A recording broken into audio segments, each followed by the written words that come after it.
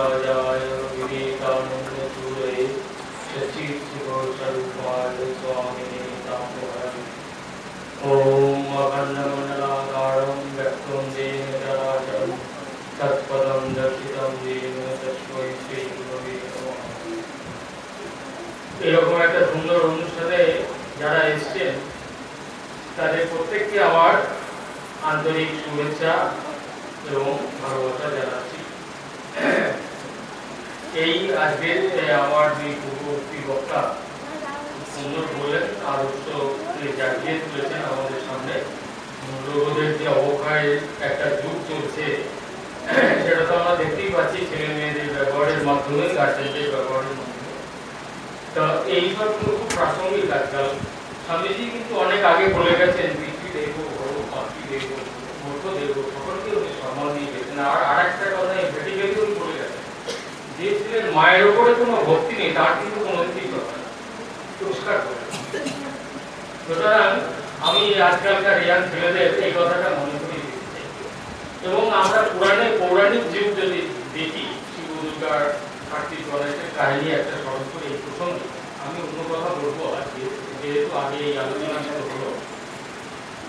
এই কার্তিকের শিব দুর্গার মাঝে আসার পরে মুনি ঋষিরা সব দেখতে এসেছেন বাড়িতে, এসে শিশু কার্তিককে নানান উপহার দিয়েছেন। আজকালকার যেন আমাদের সোসাইটিতে যেমন হয়, আপনারা পুরাণের গল্পগুলো দেখবেন, সেই সর্বলোকের দেহগুলোকেও এরকমই সব ঘটনা ঘটে পড়লে তো দুর্বাসা মুনি এসে কার্তিককে একটা দিয়ে দিয়েছেন, আর মা দুর্গাকে একটা সুন্দর মুক্তর হার দিয়ে গেছেন, তার মাকেও দিয়েছেন।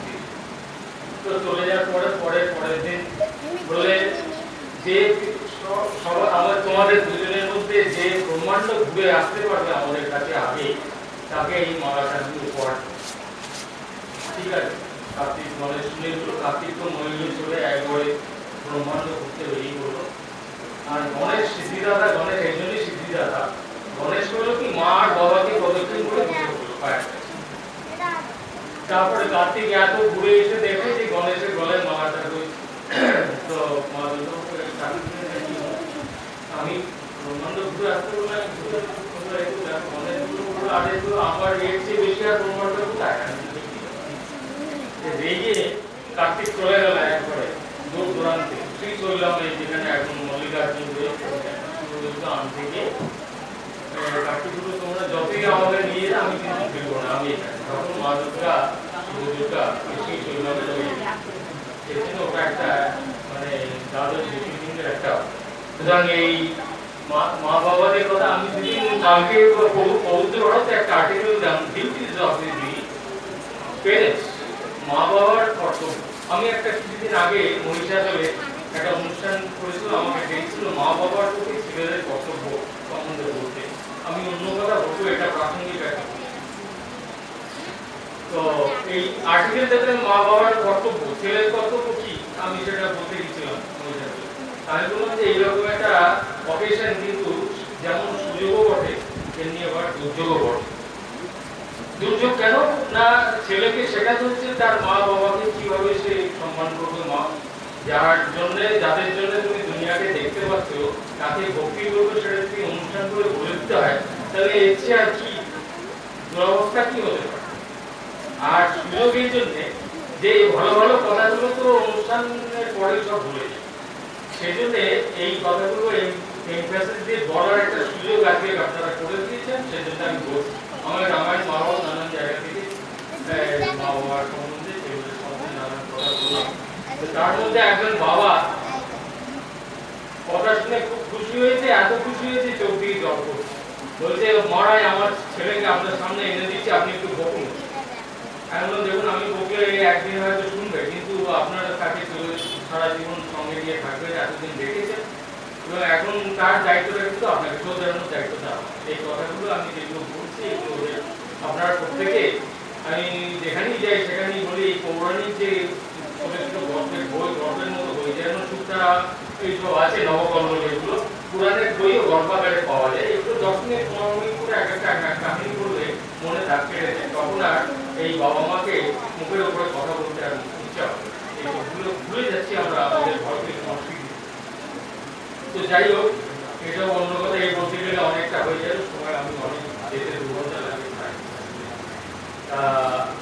এই 1893 সালে যে আমেরিকা আবিষ্কারের শিকাগোতে যে সময় বিশ্ব সম্মেলন হয়েছিল, সেটা 400 বছর উপলক্ষে একটা ইয়ে হয়েছিল, যেখানে স্বামী বিবেকানন্দ আমেরিকা বলে বিশ্ববিখ্যাত হয়েছিলেন তার বেদান্তের ধর্ম।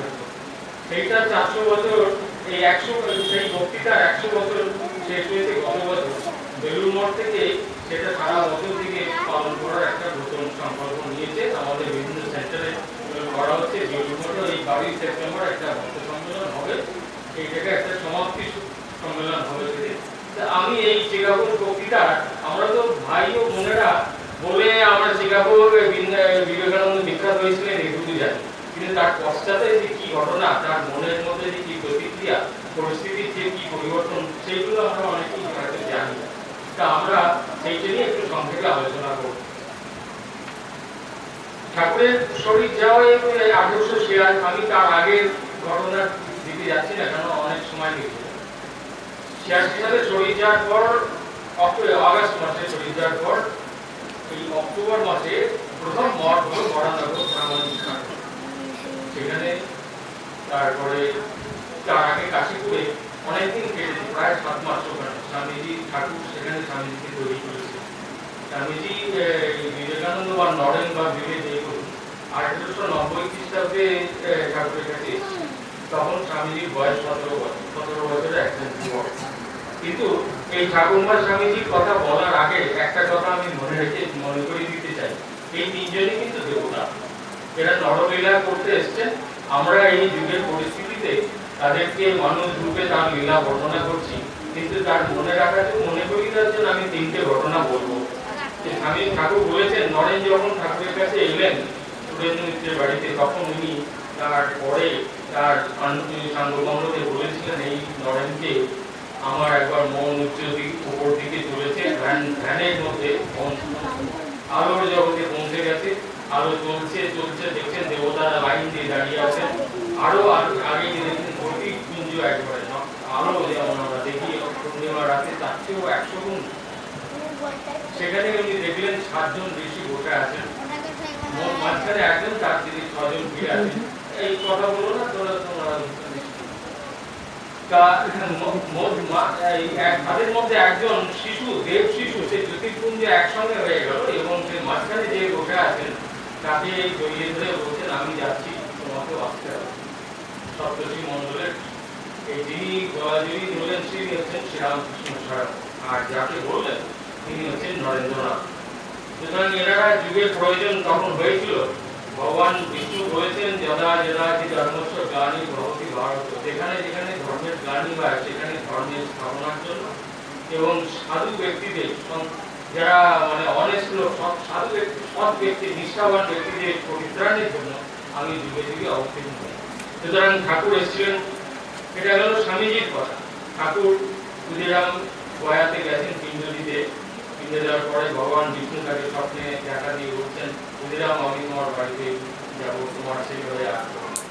বলছেন ব্রাহ্মণদের কিরকম সত্যনিষ্ঠা, বলছেন না আমি, তুমি আমার বাড়িতে কি করে আসবো, আমি গরিব মানুষ, তোমার কি খেতে দেবো, কিছু করবো, বলে তুমি যা খাবে তাই আমার দেবে, আমি তোমার বাড়িতে আসতে। এই হচ্ছে শ্রীরামকৃষ্ণ, ভগবান বিষ্ণু গদাধর তিনি এসেছেন। আর মা সম্বন্ধে ঠাকুর বলেছেন, স্বামী তো বলতেন তিনি হচ্ছেন মা দুর্গা, এর চেয়ে বেশি ব্যাখ্যা করার কিছু নেই, মা দুর্গা স্বয়ং। আর ঠাকুর বলেছেন, মা দক্ষিণেশ্বরে থাকতে মায়ের ঠাকুরের পদসেবা করতেন। মা বলছেন, আমাকে তোমার কি মনে হয়? ঠাকুর বললেন যে মন্দিরে ভবতারিণী যিনি আছেন তিনি আমার পদসেবা। সুতরাং এই তিনজন হচ্ছেন দেবদেবী। আমরা এদের নরলীলা নিয়ে আজকে একটু আলোচনা করব। ঠাকুর এই স্বামীজি ঠাকুরের সান্নিধ্যে আসার পরে 4টে কথা খুব স্বামীজির জীবনে দাগ কেটেছিল। একটা হচ্ছে, ঠাকুর তাকে জিজ্ঞেস করেছিলেন, তুই তো এখানে আসিস, কেন আসিস আমি বুঝতে পারি না, কিন্তু তুই কি চাস? ঠাকুর নরেন বললেন, নরেন খুব অভিমানে লেগেছে, আমি তোমাকে ভালোবাসি বলে আসি, তোমার মতো লোকের কথা শুনতে আমার ভালো লাগে। আমি সংসারের যা এতে বাবা মারা গেছে 84 সালে, আর্থিক অনশন, কি সংসারে সেটা অন্য আপনারা প্রবলে বুঝতে পারবেন। তোমার কাছে এসে আমি শান্তি পাই তোমার কথা শুনে। প্রতি কি চাস বলে আমি সমাধিতে বসে থাকতে চাই, খিদে পেলে উঠে একটু খাবো, তারপরে আবার ধ্যানে ঢুকে যাবো। ঠাকুর ওকে ধমক দিলেন, বললেন ঠিক আমি তোকে ভেবেছিলাম ক্লিয়ার কিনা বড় বৃক্ষের মতো হবি, দূর দূরান্তের লোকেরা এসে তোর চোখ দুঃখের কথা শুনে তোর কথায় আনন্দ পাবে, শান্তি পাবে, আর তুই একদিন আর তোর নিজের কথা বলছিস, এটা তো আমার এইটা তার মনে খুব একটা ধাক্কা লাগলো। এই এটা একটা ছোট্ট সংকীর্ণ গণ্ডিতর মধ্যে আমি খুব বিরাট বিরাট। তৃতীয় কথা হচ্ছে দক্ষিণেশ্বরে রাধাকান্ত মন্দিরে ভগবত পাঠ। সেখানে আগেকার দিনে লোকেরা প্রত্যেকটা লোকই সৎ ছিল, প্রত্যেকটা লোকের মধ্যেই সত্যের একটা শক্তি ছিল। এই যে নিবেদিতা বলেছেন না, নিঃস্বার্থ ব্যক্তি একটা বজ্রের মতো। সেখানে দেখলেন ঠাকুর দেখলেন যে ভগবান রাধাকান্তের শরীর থেকে একটা আলো বেরিয়ে ভক্তের যে পাঠ করছে তার সঙ্গে ভগবত গ্রন্থের সঙ্গে একটা ট্রায়াঙ্গেল হয়ে গেল, ভাগবত ভক্ত ভগবান এক। তারপরে সেখানে কথা প্রসঙ্গে এসছে নামে রুচি জীবে দয়া, এই কথাটা যে বলেছেন ঠাকুর কিন্তু একবার সঙ্গে সঙ্গে বলেছেন জীবে দয়া, তোমার কি ক্ষমতা আছে তুমি জীবকে দয়া করতে পারো? তাহলে জীবে প্রেম করে জীবের সেবা, জীব তোমার অন্য একজন তোমার সাহায্য সেবা নিচ্ছে, এটা তোমার ভাগ্য, তোমার অনেক কর্ম কেটে যাচ্ছে সেই সেবার মাধ্যমে। সুতরাং জীবে প্রেম। তারপরে স্বামীজি বললেন যেটা একটা নতুন হিসাব পেলাম আমি আমার জীবনে সময় পেলে করে দেখাবো। সুতরাং এইগুলো হচ্ছে মানুষের যে দেহ ভাব, এগুলো এক একটা করে স্বামীজির জীবনে আসছে। ঠাকুর জীবিত থাকতে এইভাবে ঠাকুর ট্রেনিং দিচ্ছিলেন রবীন্দ্রনাথকে, যে মানুষকে তাদের দুঃখ কষ্ট থেকে এই যে ইংরেজ বিদেশি মুসলমান শাসন থেকে মানুষের তখনকার মানুষের মধ্যে যে কি পরিবর্তন। মাকে মা বলতে তাদের মূর্তি পূজা, ভগবানকে পূজা করছে, বাইরের ইংরেজ অফিসাররা এসে তাদের ভিক্ষারি করছে। কেন কি করছে তোমরা এখানে একটা মাটির তখনকার দিনে এইরকম হয়েছিল, সেই অবস্থায় ঠাকুর এসছেন এবং স্বামীজিকে এইভাবে শিক্ষা দিচ্ছেন। তুমি স্কুলে একটা চেয়ার টেবিলে বসে একবার হঠাৎ করে বই পড়ে দিল তা না, প্র্যাকটিক্যাল বেদান্ত যেগুলো বুঝিয়ে দিয়েছে। আর একটা কথা বলেছেন যে এইগুলো স্বামীজিও সেটা রিসিভ করেছেন, বলে আমি সময় পেলে করে দেখাবো। এগুলো কিন্তু স্বামীজির ঠাকুর যে কথাগুলো বলেছেন প্রত্যেকটা মিশনারি অ্যাক্টিভিটিতে মানুষের যে দেহত্ব সেইটাকে জাগিয়ে তোলা। আর একটা কথা, কাটিপুরে শরীর যাওয়ার আগে স্বামীজিকে আলাদা করে নিয়ে গেছেন, সবাই আছে সেখানে, স্বামীজিকে আলাদা করে তাকে আলাদা করে ট্রেনিং দিয়েছেন, তাকে সঙ্গী গঠনের মন্ত্র দিয়েছেন কিভাবে কি করতে হবে। একদিন তাকে বলছেন যে আমি আমার মধ্যে যা আছে তোকে সব দিয়ে আমি প্রচুর হয়ে আমার আর শরীর ছেড়ে দেবে রাত 3 দিন পরে। তো স্বামীজি বলছেন যে আমি সেদিন বুঝলাম আমার মধ্যে যেন একটা শক্তি সঞ্চারিত হয়ে গেল, আমাকে চঞ্চল করে দিল। সেই শক্তি আমাকে আজ সারা দুনিয়া ঘুরে বেড়াচ্ছে, যতক্ষণ না তার কাজ আমি করতে পারছি ততক্ষণ আমার। সুতরাং এই যে জগৎ বিখ্যাত হয়েছিলেন ঠাকুর তাকে কিভাবে ট্রেনিং দিতে, এটা ঠাকুর শিলাবু বক্তৃতায় উনি বলেছিলেন যে আমার বক্তৃতা শুনে যদি আপনাদের কারো কোনো আনন্দ উপকার হয়ে থাকে তাহলে কিন্তু তার আমার কোনো ক্রেডিট নেই। সুতরাং যেমনি গুরু তেমনি চালা, দেখেছেন তো আমরা একটু আমাদের একটু সুযোগ পেলে আমি করেছি বলে স্বামীজি কিন্তু দেখুন বিশ্ববিখ্যাত হয়ে গেছে। এবারে আমি এটা বরানগর মঠ প্রতিষ্ঠা হলো সকলে 86 সালের অক্টোবরের দিকে ওই বরানগরের প্রথম, বরানগরের দুটো ছিল আরম্ভবাজার, আমি ওগুলোতে যাচ্ছি না। এই চিকাগো এই 87 সালের প্রথম দিকে যাচ্ছি, এই মানে বিদেশ যাওয়ার আগে স্বামীজি 3 বার বেরিয়েছে। প্রথম দিকে একবার ঘুরে এসেছেন, অল্প করে ঘুরে দ্বিতীয়বারে ঘুরেছেন, তৃতীয়বারে 1890 সালে বেরিয়েছেন, একবারে 93-তে ওখান থেকে আমেরিকা চলে গেছেন জাহাজে বম্বে। তা এই প্রথম যে দুটো বারে অন্যান্য ঘটনা যেগুলো আপনাদের ঘটনাগুলো বলে আপনাদের শুনতে ভালো লাগবে। বৈদ্যনাথ ধামে গেছেন, অন্নপূর্ণা মন্দিরে মা প্রণাম করে বেরিয়েছেন, বেরিয়ে আসছেন, দেখছেন এক পাল মালক স্বামীজিকে তারা করেছে। স্বামীজি ঘুরছেন, স্বামীজি ঘাটে তখন রাখেন, সামনে একজন মনে মনে ঠাকুর, স্বামীজি তো ঠাকুরকে ঠাকুরকে ডাকছেন, হঠাৎ দেখলেন সামনে একজন সাধু, বৃদ্ধ সাধু এসে একে সমস্যাকে ফেস কর। যেই না ঘুরে দাঁড়িয়েছে মানুষ সব কিন্তু ঠাকুরের নির্ভরতা, ঠাকুরের এই যে স্বামীজি ঘুরেছেন প্রত্যেকটা ক্ষেত্রে স্বামীজি ঠাকুর স্বামীজির সঙ্গে ছায়া হবে, আমরা এগুলো আলোচনা করব। আমি এগুলো ঘটনা ইন্টারেস্টিং ঘটনা বলে আমি আসলে স্বীকার করতে দেওঘরে উনি যাচ্ছেন, উনি কি করেছেন, আমি কোনো ভিক্ষা চেয়ে খাবো, যদি এসে যায় কিছু উনি চলছেন রাস্তায়, বুঝতে পারছেন মুখ চোখ শুকিয়ে গেছে, লোকে বুঝতে পারছে। তা দেওঘরে একজন বড় লোকের রাস্তা বলে পাশ দিয়ে যাচ্ছেন, সেখানকার যে প্রতিমান বলছেন, সাধু বাবা তুমি অনেকদিন খাওনি, তোমার চোখ মুখ এটা আমি বুঝতে পারছি, আমি তোমার কিছু খেতে দেবো, খাবে না দাও, আমি কি করেছি, আমি নিজে থেকে কিছু দিয়েছেন, রুটি মোটা মোটা রুটি আর লঙ্কার আচার, একেবারে খেয়ে নিয়েছেন, খুব অনেক খিদে পেয়েছিল, লঙ্কা খেয়ে একবার তার পেট চলছে, শটপট করছে। স্বামীজির মতো এরকম লোক তখন ঠাকুরকে ডাকছেন, ঠাকুর তুমি যদি থাকো আমাকে উদ্ধার করে। তারপরেই দেখছেন একটা লোক তেঁতুলে হাঁড়ি করে তেঁতুল জল ওই দিদি যাবে, বাজারে যাচ্ছে বিক্রি করতে, রাস্তায় পাবলিক রোডের উপরে হয়েছে। তখন ঠাকুরকে স্বামীজি ঠাকুরকে মনে মনে নমস্কার জানাচ্ছেন যে ঠাকুর হ্যাঁ ওই লঙ্কা আর তেঁতুল দিলে ওরা পেটে ঠান্ডা করে আপনার বাড়িতে পেয়েছেন। আর একটা হয়েছিল খান্ডুয়া বলে এমপিতে একটা জায়গা, সেখানে স্বামীজি তো পদব্রজে চলছেন, একটা গাছতলায় সন্ধ্যেবেলায় কবর বিছিয়েছেন, শোবেন দেখছেন কিছুক্ষণ বলে দুটো বড় বড় চোখ, ভালো করে দেখলেন একটা বাঘ জঙ্গল, এখানে একটা জঙ্গলের মোটা গাছের নিচে উনি যাত্রী কাটাবেন। তো উনি বললেন দেখো আমার তো যাওয়ার অন্যের সেবা যা, তুমি আমাকে খেয়ে তোমার যদি কিছু লাভ হয় সেটাই আমার লাভ, আমি এখানে শুয়ে পড়ছি, তুমি যাবে শুয়ে পড়লেন, সকালবেলা পরিষ্কার ঘুম হয়ে গেল, তুমি পাচ্ছে। এটা হলো প্রথম দুটো এই ভারত ভ্রমণ এই মানে বেরিয়েছিলেন। এবারে 1890 সালে যখন বেরোলেন, প্রথমে গেলেন গাজীপুরে। গাজীপুরে ওনার বহুদিনের বাউরি বাবাকে দর্শন করুন, নামকরা সাধু তিনি গেছেন, তার কুটিয়াতে গেছেন, আমি সংক্ষেপে সব বলে যাচ্ছি। কুটিয়াতে ঢুকে দেখেন ঠাকুরের একটা ছবি সেখানে রয়েছে। সেই ছবিটা করতে গেল কেশবচন্দ্র সেন 1897 সালে, স্বামীজি বেরিয়েছিলেন 1886, 1879 সালে কেশবচন্দ্র বেরিয়ে ওই বাবারি বাবা, তিনি তো বিখ্যাত বহুদিন ধরে নাম করা সাধু, ত্যাগী বৈরাগ্য বিখ্যাত, ঠাকুরের একটা ছবি তাকে উপহার দিয়েছে। সেই ছবিটা উনি তার নিজের কুটিয়াতে দেখেছিলেন।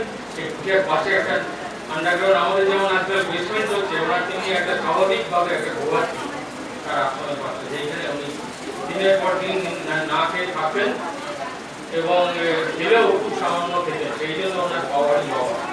তো উনি ওনার ব্যক্তিত্বে, স্বামীজি ওনার ব্যক্তিত্বে মুগ্ধ হয়ে গিয়ে উনি স্বামীজি খুব ওই যেমন কষ্ট করে ঘুরছেন, তো খুব শরীর খারাপ হয়ে যাচ্ছিল মাঝে মাঝে। তা উনি শিক্ষা করেছিলেন যে বাবারি বাবার কাছ থেকে হঠাৎ যোগ শিক্ষা করবেন, এবং স্বামীজি বাবারি বাবা তাকে দীক্ষা দেওয়ার কথাও বলেছিলেন। স্বামীজি ঠিকই করে বলেছিলেন যে আমি এনার কাছ থেকে দীক্ষা নেব। যেদিন ঠিক করলেন তার সেই দিন রাত্রে স্বপ্নে দেখলেন ঠাকুর তার বিছানার পাশে বসে আছে, ভীষণ নবজন। তো ঠিক করলেন না আমি এনার কাছে দীক্ষা ত্যাগ করে দিই। তারপরেও ওনার কাছে এমন এমন বক্তৃতা সব শুনলেন, তাতে করে এইভাবে তিনি 21 বার স্বামীজি জীবনে দাঁড়িয়ে ঠাকুর তাকে দেখা দিয়ে তাকে নিরোধ করে দিলেন। এবার সেখানে বেনিংটন বলে একজন সাহেব ছিলেন, বিদেশি সাহেব। গাজীপুরে 3 জন বান্ধববন্ধু, 2 জন বান্ধববন্ধু ছিল, পবনচন্দ্র রায় ইত্যাদি, বাবারি বাবার কাছে তার বাগান বাড়ি ছিল, সেখানে থাকতেন। বেনিংটন বলে একজন বিদেশি সাহেব এবং অন্যান্য বিদেশি সাহেবরা তার কাছে এসে বেদান্তের কথা শুনতেন, তার পাণ্ডিত্য সংস্কৃতির গভীরতা বলেছিলেন যে আমেরিকা এই আবিষ্কারের 400 বছর, এরা 3 বছর আগে থেকে কিন্তু সারা দুনিয়া প্রচার করে দিয়েছে যে আমরা we are going to celebrate 400 years of Columbian exposition হবে। এটা একটা ধনী দেশ, যারা তারা তার আগে ইংল্যান্ড মহারানী ভিক্টোরিয়ার 25 বছর পূর্তি উপলক্ষে বিরাট একটা সম্মেলন এক্সপোজিশন করেছিল।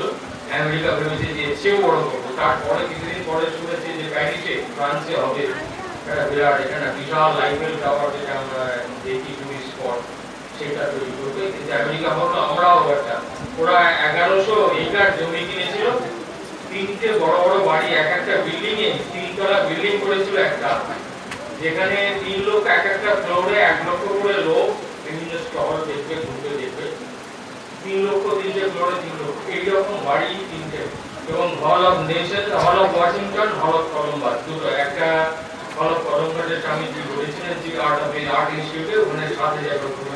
তো বেনিকেও সাহেব বলেছিলেন যে আপনি বিদেশে যান, সেখানে গিয়ে আপনি ধর্ম প্রচার করুন, এই আমেরিকার হচ্ছে 400 বছর আপনি যান সেখানে, তো আপনি গেন সামথিং মানুষের, আপনি মানুষকে ভালোবাসেন, তাদের উপকারে, তাদের যে ভুলে যাওয়া মনুষ্যত্বগুলোকে আপনি জাগিয়ে তুলতে চান, আপনার কথাবার্তা শুনে বুঝেছি, এগুলোতে আপনি হ্যাপি দিয়ে।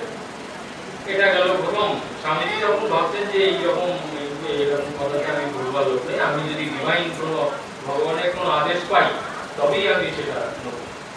এইভাবে ঘুরতে ঘুরতে উনি সারা দুনিয়া 3 বছর ধরে সারা ভারতবর্ষ ঘুরেছেন, বেশিরভাগই পায়দল পদব্রজে। তারপরে হচ্ছেন গৌড়বঙ্গে গুজরাটে এসে সেখানেও রাজার ওখানে সব ছোট ছোট স্টেট ছিল, স্টেটগুলো আমাদের যেমন ডিএম আছে আজকাল, ওখানে ছোট ছোট রাজারা স্বামীজি আসছে শুনে এক রাজ্য থেকে আর এক রাজ্যের নিমন্ত্রণ করে স্বামীজিকে নিয়ে যাচ্ছিল।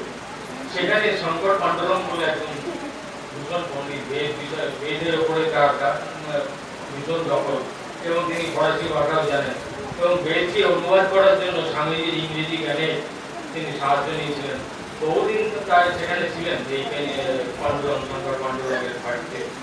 তো তিনিও বলেছিলেন, মহারাজ স্বামীজি আপনি বিদেশে যান, আমেরিকাতে অবশ্যই যান, সেখানে গেলে লোকেরা আপনার কথা শুনবে, আপনিও আনন্দ পাবেন, এবং আপনার উদ্দেশ্য আপনি সফল হবেন। স্বামীজি কিন্তু দ্বিতীয়বারও এখানেও বিশেষ করলে আমি এখনো আদেশ পাইনি ঠাকুরে, এটা আমার ইচ্ছা না আপনার অনুরোধ, আমি বুঝতে পারছি।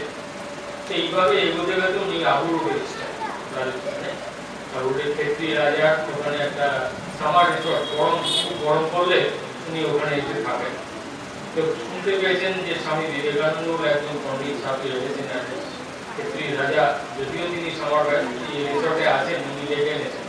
ওখানে এনে তার সঙ্গে নানান প্রসঙ্গ মন্ত্রী পারিষদের স্বামীজিকে পর্যন্ত খুব আনন্দে কাটত। প্রথম এই বেদান্ত চর্চা হচ্ছে। তো রাজা চলে আসার পরে উনি রাজাকে বলছেন, রাজা আমি স্বামীজি আমি আপনার আশীর্বাদ একটা চাই, আমার কোনো সন্তানাদি নেই, আমি একটা পুত্র সন্তান, আপনার আশীর্বাদে দিতে চাই। স্বামীজি বললেন যে যদি বাবার হয়, ভগবান যদি মুক্ত করে তোমার ইচ্ছা পূরণ থাকে। এই বলে চলে গেলেন। উনি এলেন ম্যাড্রাসে। মনমোহন বাবু উনি হচ্ছেন যে ওনার বন্ধু। মনমোহন বাবু এসে ম্যাড্রাসে এসে হঠাৎ একটা স্বপ্ন দেখলেন যে তার মা মারা গেছে। এর আগে তিনি ক্ষেত্রী রাজাকে বলেছিলেন, রাজা তুমি আমাকে এত আদর যত্ন করলে, আমাকে যদি সত্যি তুমি শ্রদ্ধা করো, আমি তোমাকে একটা অনুরোধ করবো। আমি এর কথা বলছি, মায়ের কথা বলে স্বামীজি বিচলিত হয়ে গেলেন, আমি ক্ষেত্রী রাজার কথা বলছি। সত্যি ভালোবাসো, তা তুমি একটা কাজ করবে, আমি একটা অনুরোধ করবো। বলো স্বামীজি কি করতে হবে আমার? উনি বললেন, তুমি প্রত্যেক মাসে আমার মায়ের জন্য 100 টাকা করে পাঠাও, মা বড় কষ্ট হয়ে যাচ্ছে। তখন সত্যি বাবা মারা যাওয়ার পরে তাদের এই বঙ্গে এই জ্ঞাতি গুতিরা সব একবারে বাড়ি, স্বামীজি তো বাধ্য হয়ে বাড়ি অন্য নিজের পৈতৃক ভিটে ছেড়ে একটা ভাড়া বাড়িতে চলে গেছে। এইরকম কথা। যাই হোক, স্বামীজি মাদ্রাসে এসে শুনলেন যে মা মারা, মানে মনে মনে একটা স্বপ্ন দেখলেন, মনটা খুব খারাপ হয়ে গেছে। বন্ধু মনমথবাবু শুনতে পাচ্ছেন, শেষের লোক মোটামুটি। তো বললেন, স্বামীজি আপনার মনটা খারাপ দেখছি, কি ব্যাপার হলো বলুন না আমাকে। বললো, দেখো আমি কালকে স্বপ্ন দেখলাম মা মারা গেছে, তো আমার মন মানতে চাইছে না, কি করবো, মন আমাকে খুব ভালোবাসি। বললে, ঠিক আছে, আমি একজন তান্ত্রিকের কাছে, পিসাচ গোবিন্দ চেট্টি বলে একজন একদম একজন লোক, তার কাছে নিয়ে গেলেন। ম্যাড্রাসি গোবিন্দ চেট্টি বলে তার নাম। তিনি দূর থেকে স্বামীজিকে দেখে, তার নাম গোত্র ইত্যাদি সব দেখে, হাতটা একটু দেখে বললেন, তুমি কোনো চিন্তা করবে না, তোমার মা খুব ভালো আছে, তোমার গুরুদেব তোমার সঙ্গে প্রতিটি পদক্ষেপে তোমার গুরুদেব তোমার সঙ্গে রয়েছে, আর খুব শীঘ্রই তুমি বিদেশে যাবে, মানে খুব দূর দূরান্তরে ধর্ম প্রচার করতে তুমি যাবে বিদেশে। তো স্বামীজি মনে মনে তখন ওই এটা চলছে, ওই কথাটা আমেরিকা যাওয়ার, আমেরিকা কলম্বিয়ান এক্সপোজিশন। তারপরে উনি গেলেন খান্ডোয়াতে, আবার এলেন দ্বিতীয়বার। তো খান্ডার লোকেরা বলছে স্বামীজি তুমি বিদেশে যাও, আমরা তোমার টাকা পয়সা। তিনি বললেন যে আমার যাওয়ার যদি কেউ টাকা পয়সা দিয়ে যায় আমার যেতে ইচ্ছা আছে, কিন্তু এখনই আমি নেবো না তোমার টাকা পয়সা। আমি একটা আমার মনের মতো আদেশ যদি থাকে পাই, দৈব আদেশ, তবেই আমি যাব। এই বলে আপনি আবার বেরিয়ে গেলেন, হায়দ্রাবাদে এলেন। হায়দ্রাবাদে উনি মনটা মোটামুটি তৈরি করে ফেলেছেন। The purpose of my going to West, বিদেশে যাত্রার আমার উদ্দেশ্য বলে একটা বক্তৃতা দিলেন। সেই শুনে শ্রোতারা স্বামীজিকে হাজার হাজার টাকা দিতে চাইলেন, তিনি নিলেন না। বললেন যে আমি কিছুতেই নেবো না যতক্ষণ না আমি আদেশ করি। এরপরে গেলেন ত্রিবান্দ্রম ঘুরতে ঘুরতে। এই মাঝে আরো অনেক গেছেন, নানান অভিজ্ঞতা, কিন্তু সংক্ষেপে একটা একটা করে। ত্রিবান্দ্রমে ওই আরব সাগর আছে, ছেলেরা মায়েদের সঙ্গে মাছ ধরায় সাহায্য করছে, হাট বেরিয়ে গেছে, মাকে সাহায্য করছে। জেলে আমাদের আব্দুল কালাম ওই সবরীতে আব্দুল কালাম যে আমাদের প্রেসিডেন্ট ছিল, এরকম সমুদ্রে মাছ ধরছেন ওনার ফ্যামিলি। তো এরকম ওই গরিব লোকেদের দেখে, ওই জরাজীর্ণ ছেলেদের দেখে স্বামীজির চোখে জল পড়ছে। তারপরে উনি ওখান থেকে 75 কিলোমিটার দূরে কন্যাকুমারী, যেখানে মা কুমারীর মন্দির আছে, সেখানে উনি গেলেন। কুমারীকে মন্দির করে লাস্ট যে শিলাখণ্ড, ভারতবর্ষের শিলাখণ্ড, সেটা উনি দেখতে বলেন। স্বামীজি মন চাইছে যে আমি ওখানে যাব। একটা ভেতরে ভেতরে যারা আধ্যাত্মিক পার্সোনালিটি, যখন তাদের মনে কোনো একটা ঘটবে কিছু, তখন মনটা এরকম উতলা হয়ে পড়ে। নৌকাওয়ালা বললো তুমি আমাকে একটা পয়সা দিলে আমি ওখানে নিয়ে নেবো। সমুদ্র, 3টে সমুদ্র ওখানে মিলেছে একেবারে। আপনারা যারা এলাহাবাদে গেছেন, গঙ্গা যমুনা সরস্বতী, গঙ্গা যমুনা সরস্বতীতে ফলগু অন্তঃসলীলা, গঙ্গা নদীর কি উত্তাল ভাব, সমুদ্র সেখানে আরব সাগর, বঙ্গোপসাগর, ভারত মহাসাগর, 3টে সমুদ্র মিলেছে একবারে। তো তবুও মাঝি বলছে তুমি আমাকে 1 পয়সা ভাড়া দাও, আমি তোমার। স্বামীজির কাছে 1 পয়সা, তিনি সাঁতার দিয়ে ওইখানে গেলেন। পাথর গ্লাস, স্টোন গ্লাস, 3 দিন 3 রাত ধ্যানে মগ্ন হলেন। তিনি ধ্যানে বুঝতে পারলেন ভারতবর্ষের ভবিষ্যৎ, অতীত কী ছিল, বর্তমান এবং ভবিষ্যৎ। এবং এই যে ভারতবর্ষের যে দুরবস্থা, অশিক্ষা এবং দারিদ্র, এইটি সম্বন্ধে তিনি তার মনে খুব একটা রেখাপাত করলেন। এবং তিনি তখন একটা সংঘ গঠনের কথা ওই শিলাখণ্ডে বসেই ভেবেছিলেন। পরে যেটা 1897 সালে বিদেশ থেকে ফিরে এসে ঘটেছিল, সেটা তিনি অঙ্কুরোদ্গম কিন্তু ওখানে। যাই হোক, কন্যাকুমারী থেকে ফিরে তিনি ম্যাড্রাসে আবার এলেন, মনোহরবাবুর বাড়িতে থাকলেন।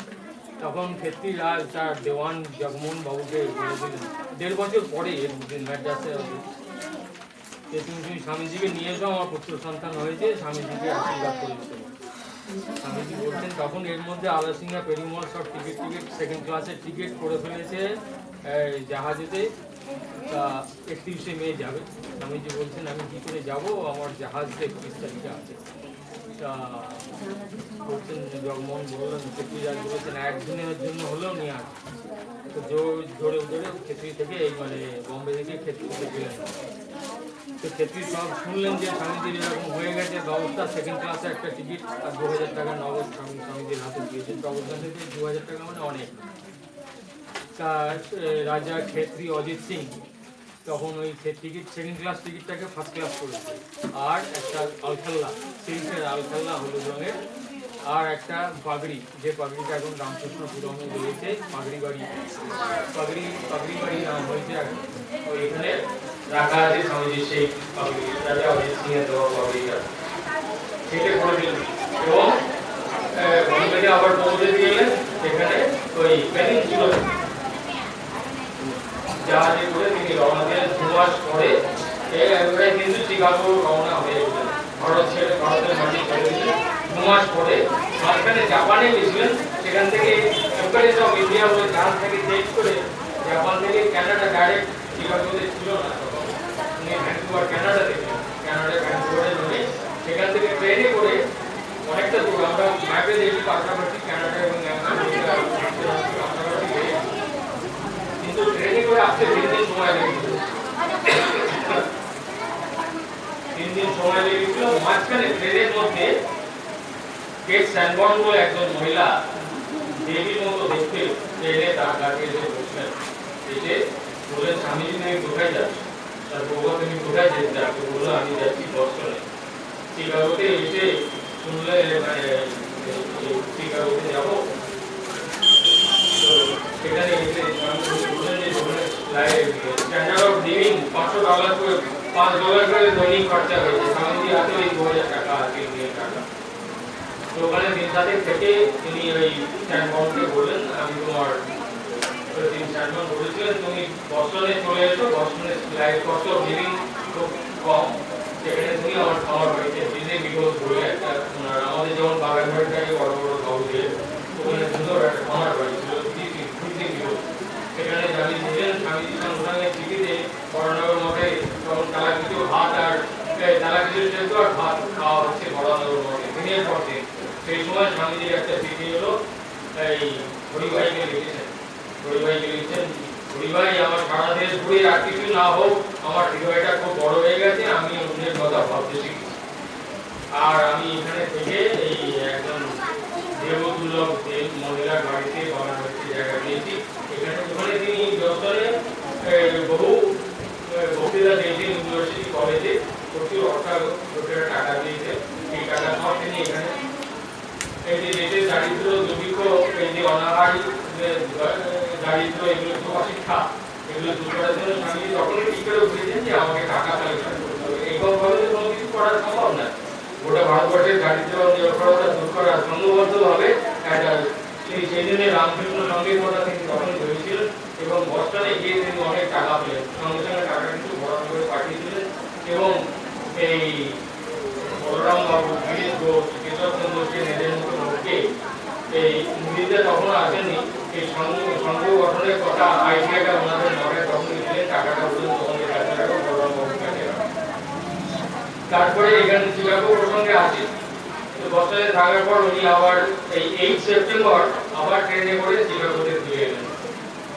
তখন এই বছরে থাকাকালীন এই যে গ্রেট স্যানবর্ন, তিনি স্যানবর্নকে বলছিলেন যে আমি এসেছি কিন্তু আমার কোনো ক্রেডেনশিয়াল নেই, আমাকে কেউ লিখে দেয়নি তুমি বিদেশে যাও এই বক্তৃতা করো, হিন্দি বক্তৃতা। তখন স্যানবর্ন ওই যে জন হেনরি রাইট বলে এই যে শিকাগো বক্তৃতার যে কমিটি, সেই কমিটির একজন মেম্বার এবং হার্ভার্ড বিশ্ববিদ্যালয়ের অধ্যাপক ছিলেন, তিনি তাকে তার কাছে স্বামীজিকে নিয়ে গেলেন এবং বললেন যে এরকম অবস্থা। তিনি স্বামীজির চেহারা এবং তার জ্ঞানের কথা শুনে বললেন তোমার কোনো চিন্তা নেই, তোমাকে আমি প্রশ্ন করতে পারি না তুমি কি জানো, কেন তুমি সূর্যের মতো তোমার জ্ঞান বুঝতে। তিনি একটা ওই কমিটির যে চেয়ারম্যান ব্যারোজ বলে তাকে একটা চিঠি লিখেছিলেন যে স্বামীজি যাচ্ছেন, আমি এটাকে রেকমেন্ড করে পাঠাচ্ছি, যদিও কোনো ক্রেডেনশিয়াল নেই, তুমি একে হিন্দু ধর্মের প্রতিনিধি হিসাবে তুমি মেম্বার করে নাও। তো যাই হোক, বস্টন থেকে উনি আবার শিকাগো ফিরে যাচ্ছেন, কেননা বক্তৃতা মানে এক্সপোজিশন 11 সেপ্টেম্বর 8 তারিখে উনি আবার ফিরে এলেন। 8 তারিখে ফিরে এসে উনি দেখলেন যে যে ঠিকানা দেওয়া যে শিকাগো অ্যাড্রেসে যে হল অফ ওয়াশিংটনের যে অ্যাড্রেসটা একটা হারিয়ে ফেলেছে, কিন্তু রাইটের যে চিঠিটা লিখে দিয়েছেন সেটা ভীষণ খিদে পেয়েছে, রাস্তায় বসে পড়লেন আর চলতে পারছেন, ভিক্ষার চেষ্টা করলেন। আমেরিকাতে সাধুদের ভিক্ষা খায় না, তো গালাগালি করলেন, দরজা খুলে যাওয়ার বন্ধ করলেন, গালাগালি যেখানে বসছিলেন সামনে একজন মহিলা দরজা খুললো, তিনি হচ্ছেন মিসেস হেল। তিনি এসে প্রথমেই তার এই আলখাল্লা সাধুদের আলখাল্লা দেখে তিনি কি ধর্ম মহাসভার মেম্বার হতে চাও, হয়েছ? না হয়নি, তবে হয়ে যাবে, আমি ইমিডিয়েটলি ওদের বাড়িতে রেখে সঙ্গে সঙ্গে ওই শিকাগো অ্যাড্রেসে যে অফিস সেখানে নিয়ে গেলেন এবং প্রফেসর রাইটের চিঠিটা দেখালেন, ঠিক আছে তুমি হিন্দু ধর্মের হয়ে বলবে। ঠিক হয়ে গেল। স্বামীজি তো ঠাকুরকে ধন্যবাদ দিলেন, এখানে বললেন যে যদি কিছু আমি ভালো বলে থাকি বক্তৃতার আগেতে তাহলে তার কাছে, এবং আমি এমন একজন গুরুদেবের কাছে শিক্ষা নিয়েছি, মন্ত্র নিয়েছি যে সব ধর্ম নিজে পালন করেছেন তবে অন্য ধর্মের কথা বলেছেন। সুতরাং আমি হিন্দু ধর্ম বলে আমি তাকে ছোট করতে পারি না, আমি সব ধর্মের কথাই বলবো এবং বলবো যে একজন মুসলমান ভালো মুসলমান হোক, একজন খ্রিস্টান ভালো খ্রিস্টান হোক, তার মানে এই নয় যে খ্রিস্টান অন্য ধর্মকে ঘৃণা করবে। এই নানান গল্প বলেছেন তার বক্তৃতাগুলোতে অডিয়েন্স একটাই ভাই বোনেরা বলাতে তো অডিয়েন্স একটা হাততালি দিয়ে যেত এবং এই বক্তৃতার পরে তার দেশ বিদেশে খবরকাগজে তার ছবি দিয়ে বেরোলো এবং প্রচুর অর্থ সমাগম হলো। 3 বছর ওখানে থেকে 22 জানুয়ারি দিয়েছেন। তারপরে এসে বড়রাম মন্দিরে 97 ফার্স্ট মে রামকৃষ্ণ মঠের প্রতিষ্ঠা হয়েছিল। স্বামীজির এই যে ভাই কিভাবে প্রতিষ্ঠান করেছিলেন আমি তো সংক্ষেপে সবকিছু বললাম, কিন্তু তার পশ্চাৎপটগুলো এইগুলো। স্বামীজি অনেক কেটেছিলেন। কোনো ঘটনার পরিপ্রেক্ষিতেই স্বামীজি কিন্তু ঠাকুরকে বলেননি, মায়ের ঠাকুরের কাছে এসে ঠাকুরকে দেখলেন সমুদ্র পেরিয়ে যাচ্ছেন বলে, এতে আমি সন্তুষ্ট নেই, মায়ের আশীর্বাদ চাই। তখন মা কালী বললেন, নরেন্দ্র তুমি যাও, তোমার ইচ্ছা পূর্ণ হবে, আমি আশীর্বাদ করছি। সুতরাং এই যে ঠাকুর মা স্বামীজির কাছে বাবা আর মায়ের তুল্য, সুতরাং এই যে স্বামীজির যে পিতৃমাতৃ ভক্তি, এটা আমি মনে করবো আজকের দিনে যুবতী দিয়ে এবং বর্তমান প্রজন্মে যারা মায়েরা রয়েছেন, বাবারা রয়েছেন, তারা এই আদর্শটা স্বামীজিকে কাছ থেকে এই ঘটনা যেমন শুনলেন, তার এই যে ভক্তিটা এতে বাবা মায়ের প্রতি ভক্তি, গুরুজনদের প্রতি ভক্তি, এইগুলো তারা অনুসরণ করবেন। আপনারা সকলে ভালো থাকুন। ওম নমো ভগবতে আপনাদের হয়ে সকলের সুফল কামনা করছি, মঙ্গল কামনা করছি। আমাকে অনেক দূর যেতে হবে, আমি আপনাদের কাছ থেকে বিদায় নিচ্ছি। নমস্কার।